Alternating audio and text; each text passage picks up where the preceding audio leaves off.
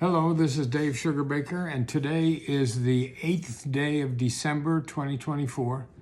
And keeping with the tradition that I've had for a number of years, the 4 Advent Sundays each have a name, and we're on the second Advent Sunday, so it's the candle of peace that we light on this particular day.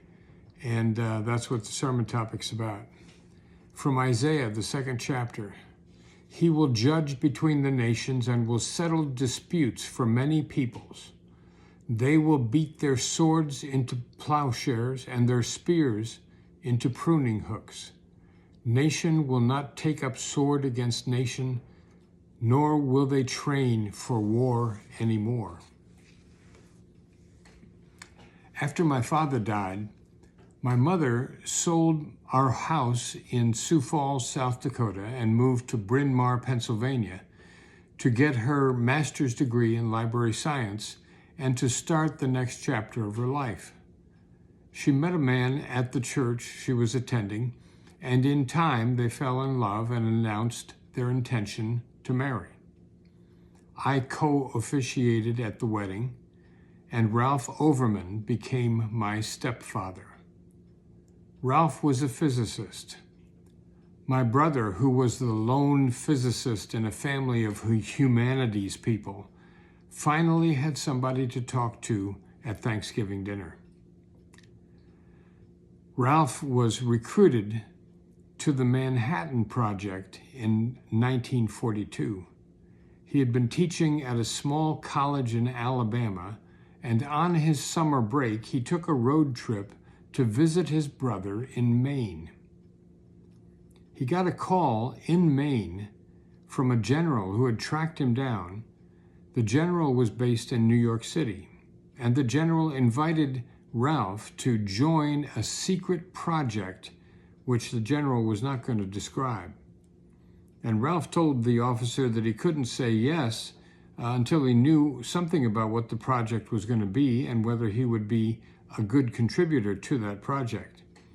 The officer wouldn't say more and suggested that Ralph talk to an admiral at the Philadelphia Naval Shipyard.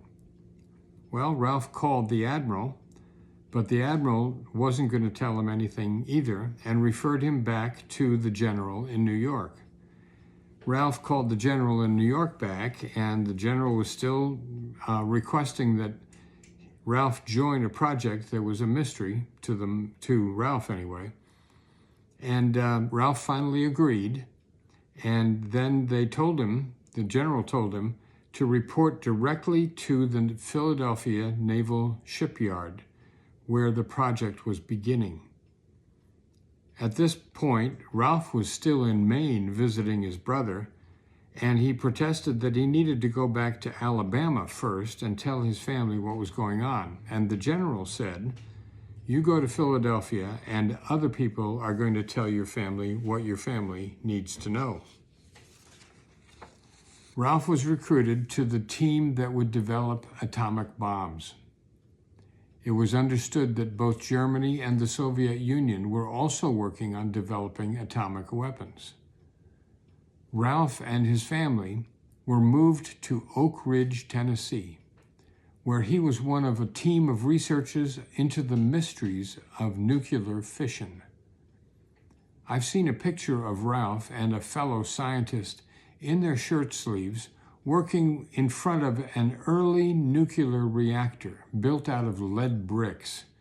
It's amazing that he didn't die of radiation poisoning after his exposure. There was no protective equipment whatsoever. It was probably one of the earliest nuclear reactors to ever exist in this world. Eventually, 2 fission bombs were dropped on Japan at Hiroshima and Nagasaki. The loss of life from those 2 bombs was close to 200,000 people. Mostly civilians. Proponents of the bombs said that it brought about a quick end to the war and therefore saved thousands of American lives that would have been lost in the invasion of the Japanese homeland. But it's a terrible choice to have to make as to who dies and who doesn't. Having invested several years of his life in creating the atomic bombs, Ralph was disturbed by their effect. It was extremely hard on him. Ralph believed in peace, and yet he had worked on the Manhattan Project. In the midst of war, to believe that the other side was also working on the atomic bomb might have made a difference to Ralph.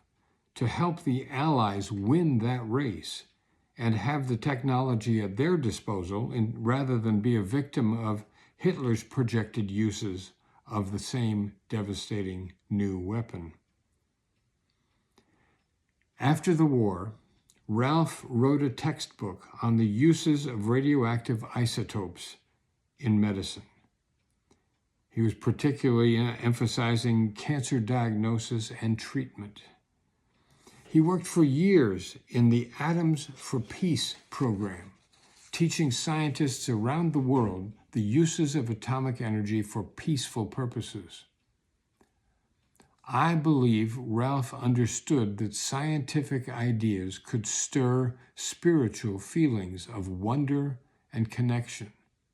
As a physicist, I believe he was in awe at the complex nature of God's creation. He volunteered his time to visit college campuses around the country, talking with students about how he, as a scientist, maintained his faith in God. It was important to Ralph to demonstrate that science was not the antithesis of religion. He was a lifelong musician. He played the bass viola in the Oak Ridge Symphony Orchestra. Now, there were not many towns in Tennessee that had their own symphony orchestra, but Oak Ridge was fairly unique. He was the organist for churches wherever he happened to be living. Years later, I co-officiated at Ralph's memorial service. He died of esophageal cancer. Now, the question is, was it a response? Was it a result of his exposure to those primitive nuclear reactors? I have no idea.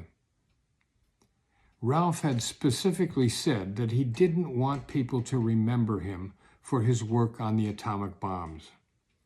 He had worked hard in his post-war years to foster peaceful uses of nuclear technology.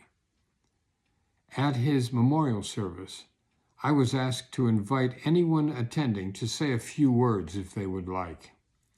A 97-year-old man got up and came to the podium and said that Ralph had wanted him to say something. And he proceeded to talk about Ralph's participation in the creation of the bombs that were dropped on Hiroshima and Nagasaki. He just went on and on and on. If I had ever had a hook, I think that's when I would have used it. Ralph wanted to see his life efforts as a contribution for peace, not for war, for building rather than for destruction. It was important to him. He was a scientist, but he saw no dividing line between his science and his faith, and I don't either. Peace is one of the intangible facets of our Advent celebration. As Isaiah says, they will beat their swords into plowshares and their spears into pruning hooks. Nation will not take up sword against nation, neither will they learn war anymore. Now, God bless you. If you find value in this, I'd appreciate it if you'd pass it along. And take care of yourself. See you soon.